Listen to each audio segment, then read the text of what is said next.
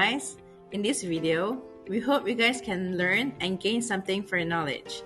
Today, we would like to share about the Sustainable Development Goals 1, which is the poverty. We hope you guys are doing good today. Before we start, we would like to introduce our team members.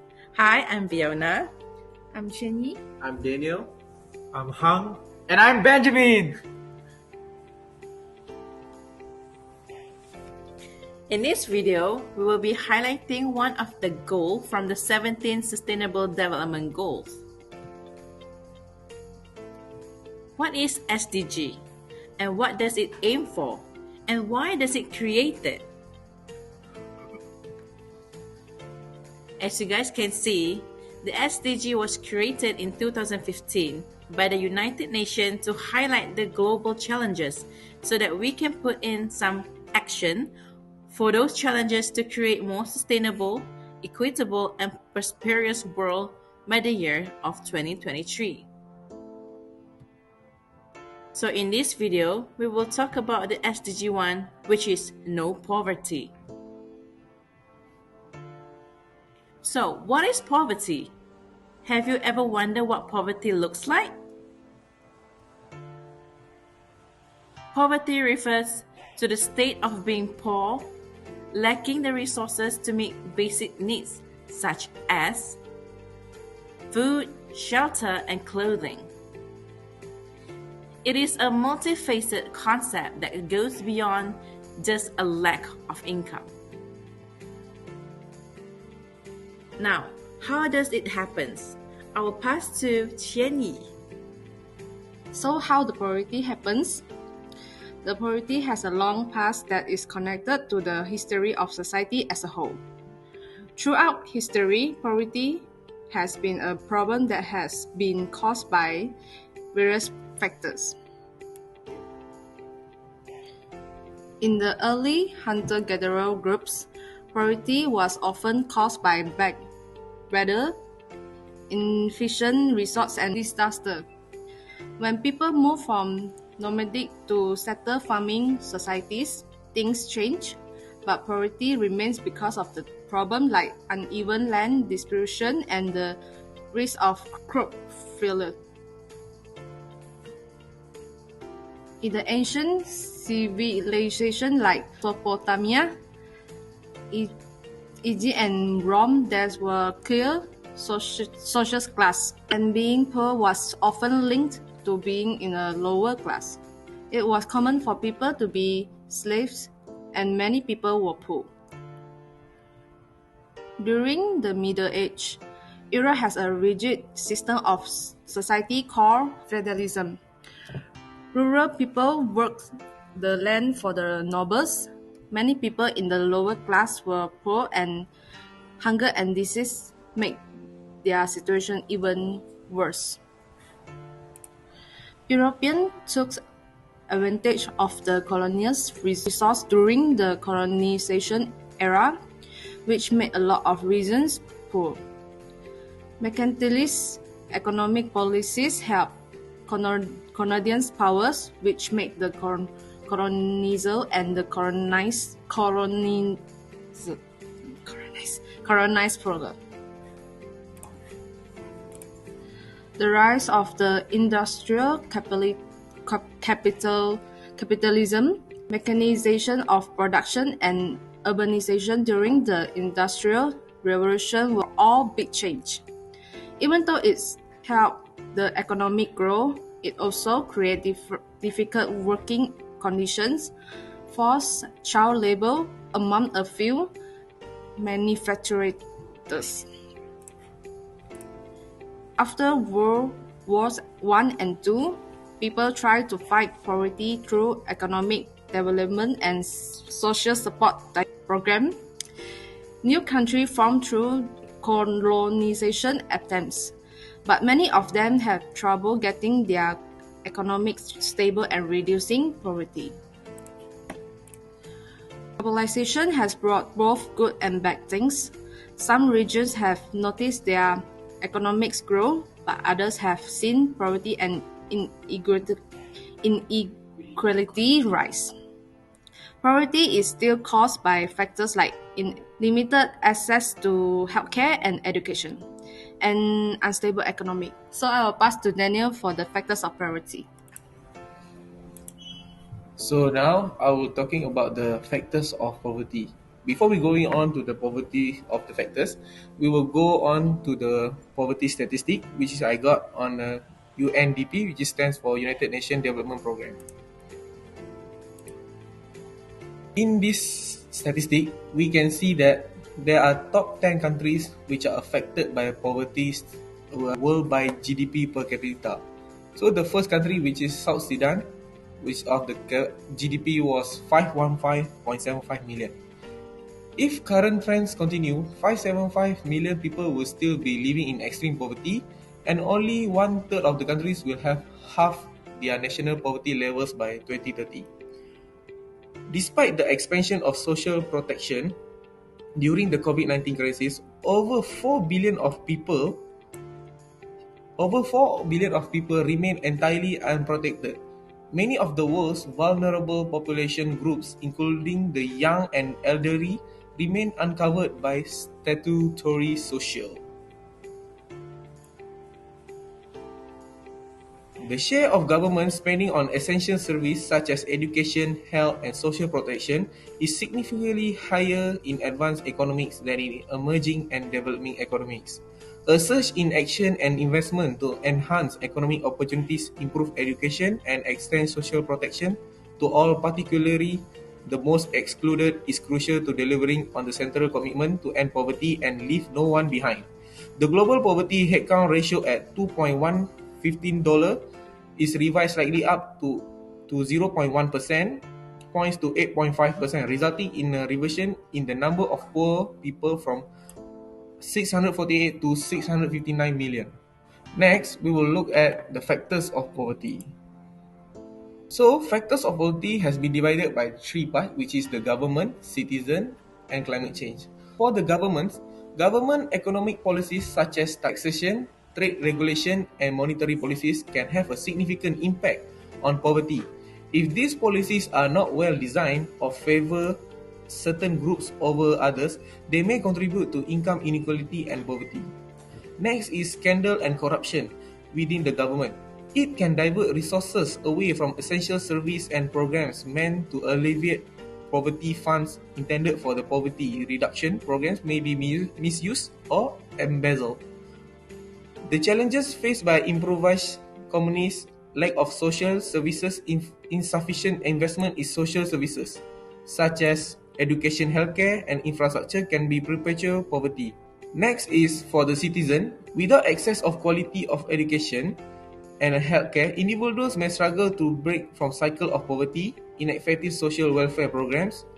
If social welfare programs are poorly designed, inadequately funded, or not reaching the intended beneficiaries, they may fail to address the root causes of poverty. This can root in a result of perpetuation of poverty rather than its alleviation. Next is the political instability. Governments facing instability, frequent changes, or political unrest may struggle to implement effective poverty reduction measures. Uncertain political climates can deter foreign investment and hinder economic development, impacting the livelihood of citizens. This happens due to limited educational opportunities. It means that the citizen lack of access to quality education and educational opportunities. It can increase the rate of poverty. Without education and skills, they may face challenges, for example, high-paying jobs. Next, it will impact the healthcare expenses, which is lack of access to affordable healthcare services, and can result in financial challenges, especially for those without any coverage. This can lead to increased vulnerability to poverty due to medical expenses. Next is lower socio-economic inequality, where wealth and resources are concentrated among a small portion of the population, can contribute to the poverty.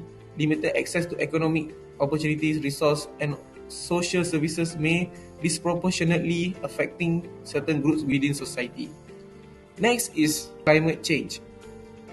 Climate change could lead to poverty. This is because unreliability climate change impacts. People living in poverty often face higher vulnerability to the impacts of climate change. This vulnerability is due to factors such as limited access to resources, lack of adaptive capacity, and dependence on climate change sectors such as agriculture for livelihoods. Next is because of the extreme weather events. Climate change is associated with the increase and frequency and intensity of extreme weather events such as hurricanes, floods, droughts. These events can disproportionately affect impoverished communities, leading to loss of lives, property, and land. So I'll pass to Hang for the impact of poverty. Okay, thank you, Daniel. I'm Hang, and for my part, I want to share about impact of poverty. Okay, first of all, one of the impact of poverty can we get is the lower education level. Why? That is because poverty can hinder access to quality education.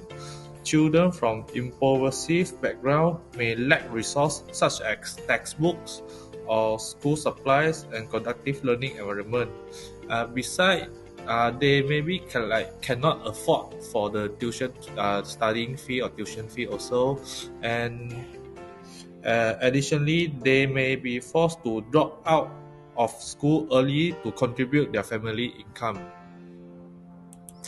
Second impact is jobless and homeless. For just now, I said is lower education level. So the poverty people that doesn't have a lot of skills of knowledge to have a job in this modern day. The third point is about mental and physical health issues. Why this is one of the impact of poverty is because when someone when someone get poverty, the people they want to find money, when they want to earn money, they will become stressed, anxiety, or depression. So in this case, the poverty people will get a very serious mental health issue. And according to scientific knowledge, a person with mental health problem is more likely to get sick than a healthy person. So a person with mental health problem, they will have also get physical health issue. And last but not least, crime and violence. Poverty is a serious issue to our life.